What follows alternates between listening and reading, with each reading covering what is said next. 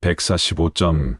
예수님께서 하신 마지막 말씀, 그 사실들. 오늘 하나님 말씀은 누가복음 24장의 말씀입니다. 오늘 본문을 통해서 우리가 좀 주목해야 할 말씀들을 살펴보고자 합니다. 첫 번째는 예수님께서 십자가에서 죽으셨다라고 하는 사실입니다. 그리고 무덤 속에 있는 빈 무덤 속에서 천사들이 여인들에게 하신 말씀입니다. 인자가 죄인의 손에 넘겨 십자가에 못 박히고 3일 만에 살아날 것이라고 말씀한 것을 상기시키고 있습니다. 두 번째는 엠마오 도상에서 만났던 제자들의 대화하는 과정 속에서 예수님께서 그들에게 하신 말씀이 있습니다. 25절, 26절의 쉬운 성경에 이렇게 기록되어 있습니다. 너희는 어리석고 예언자들이 말한 것을 더디 믿는구나. 그리스도가 이 모든 고난을 받고 그의 영광에 들어가야 할 것이 아니겠느냐?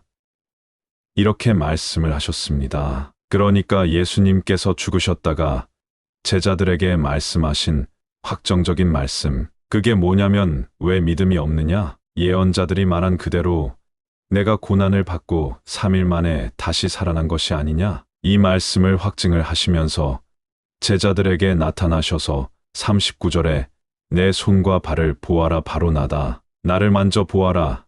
유령은 살과 뼈가 없다. 그러나 나는 너희가 보는 것처럼 살과 뼈를 가지고 있다. 이렇게 말씀을 하시면서 부활하신 자신의 몸이 유령이거나 환상이거나 헛것이거나 꾸며진 것처럼 그런 것이 아니다는 사실을 입증하고 있습니다. 살과 뼈가 있고 음식을 먹으면서 마치 살아있는 사람처럼 살아있는 예수 그리스도의 모습으로 제자들 앞에서 말씀하고 먹고 마시면서 부활체의 모습을 명확하게 확증한 것이라 하겠습니다. 제자들은 예수님께서 다시 나타나신 이 모습을 보고 유령인가 생각했을 정도로 제자들은 놀람의 극치의 상황이었던 것 또한 사실일 겁니다. 그 변화된 예수 그리스도의 모습이 제자들에게 나타나셨다는 겁니다. 마지막으로 47절에 이렇게 말씀을 합니다. 예루살렘으로부터 시작하여 모든 민족에게 그리스도의 이름으로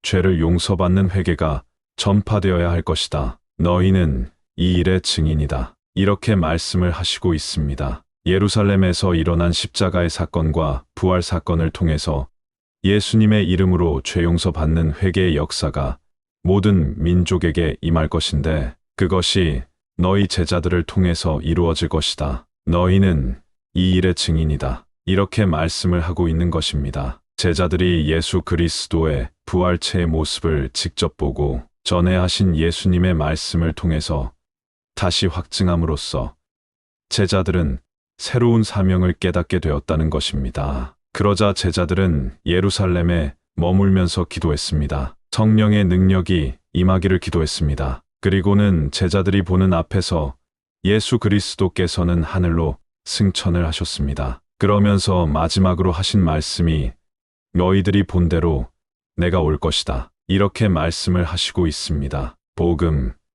예수 그리스도를 역사적으로 확증하다. 누가복음 한 장을 통해서도 말씀을 나눈 바가 있습니다만 누가가 복음서인 예수 그리스도를 서술함에 있어서 일어난 일들에 대해서 그리고 목격한 사람들을 다 만나보고 말씀의 종들인 사도들이 전하여 준 대로 기록을 최대한 명확하게 하려고 노력했다는 모습을 밝힌 바 있습니다. 뿐만 아니라 데오빌로라고 하는 당시의 총독에게 예수 그리스라는 한 인물이 나타난 사건을 처음부터 자세히 조사하여서 순차적으로 기록한 사실들을 헌정한 기록이 누가복음과 사도행전이라고 했습니다. 이 기록된 말씀이 긴 역사적 과정을 통해서 제자들을 통해서 확증이 되고 초대 교회와 속사도 시대를 걸치면서 여러 교회들에서 익혀지고 공의회를 통해서 공인되고 지금의 한 권의 성경책이 된 것입니다. 초기의 성경은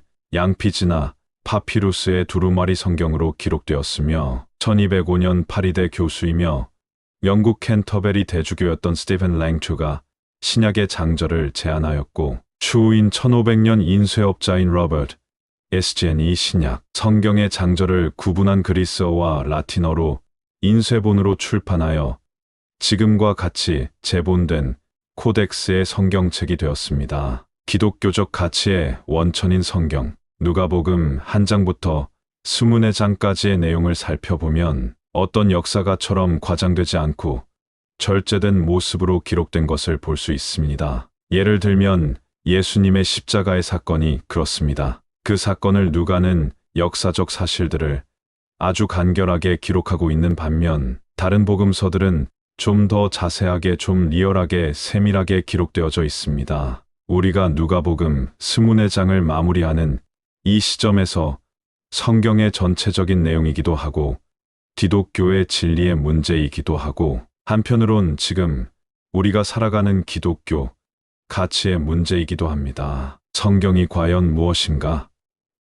에 대한 질문 또는 성경에서 말씀하시는 진리의 내용과 인간에 대한 내용을 좀 살펴보고 싶은 것입니다. 다른 사람들은 성경의 내용이 어떤 종교적인 언어라고 그렇게 표현을 합니다. 물론 그건 맞습니다. 종교적인 언어이고 종교적인 영역에 속한 문서인 것은 명확합니다. 또 다른 사람들은 성경이 기록되는 과정, 그러니까 옛날에는 성경이 이렇게 편지 형태로 조각의 형태로 있었습니다. 그리고 그것을 필사하면서 이렇게 좀 첨가되기도 하고 분실되기도 하고 아주 소멸되게 했습니다. 근동 지역은 기후가 매우 건조해서 파피루스나 양피지에 기록된 성경은 시간이 지나면 부서집니다. 이동하거나 관리하기가 어려웠다는 말입니다. 그래서 첫 번에 썼던 원본이 있었고 그 원본의 사본은 어디에 있는지 잘 모릅니다. 아마 부식되었을 것입니다. 또한 원본을 필사한 사본들이 전달되어진 것들이 조각조각 난 것을 이렇게 한데 모아서 후대 사람들이 편집을 해서 지금의 성경의 66권으로 모아졌다는 것이고 그리고 지금과 같은 한 권의 책으로 만들어진 것입니다. 사실상 한 권으로 편집된 성경은 역사가 그리 멀지 않습니다. 이런 성경의 사본이나 정경에 대한 말씀은 따로 나눴으면 좋겠습니다. 성경에는 숨겨진 음모가 있다? 이렇게 성경을 한 권으로 편집하는 과정에서 어떠한 음모가 있을 것이다. 어떤 목적을 갖고 이것을 의도적으로 편집을 했을 것이다. 소위 말하는 악마의 편집.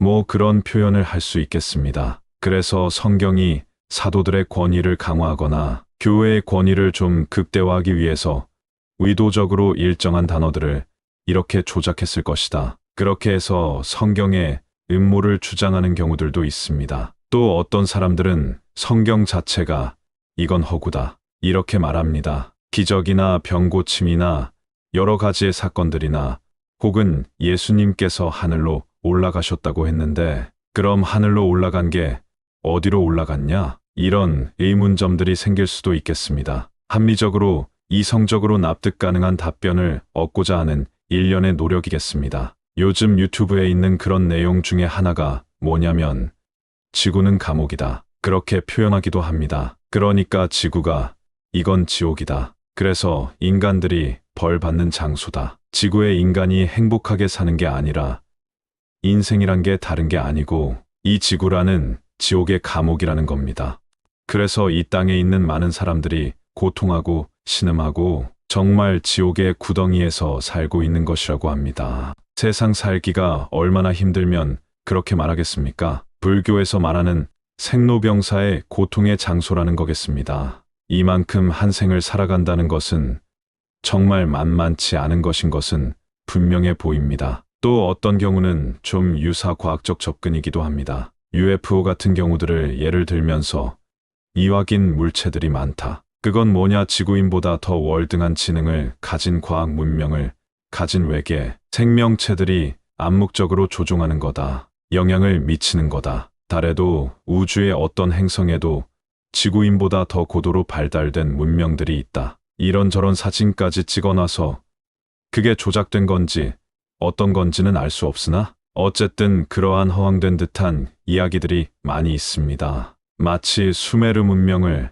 다시 현대적 이해로 보는 듯합니다. 과학과 유사과학의 문제를 접근하면서 보다 합리적인 설명을 시도하기도 합니다. 이런 것을 추구하는 사람들 중 일부는 심각한 질병이 있어서 만약 고도로 발달된 생명체가 고칠 수 있을 거란 희망 같은 것을 반영한 것이라도 합니다. 그래 고도로 발달된 과학과 생명체가 나의 질병을 고치고 보다 건강한 삶, 영원한 생명을 희망하는 것일지 모르겠습니다. 인천 송도역 남인천 농협 앞 떼짜마 카페 이종화였습니다.